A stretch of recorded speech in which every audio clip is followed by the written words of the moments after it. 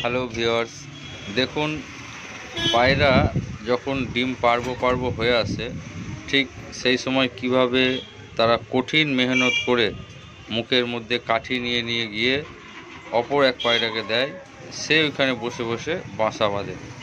এর মধ্যেই পায়রা ডিম পাড়ে এবং সেগুলো সুস্থ সবলভাবে বাচ্চা ফোটায়। ধন্যবাদ।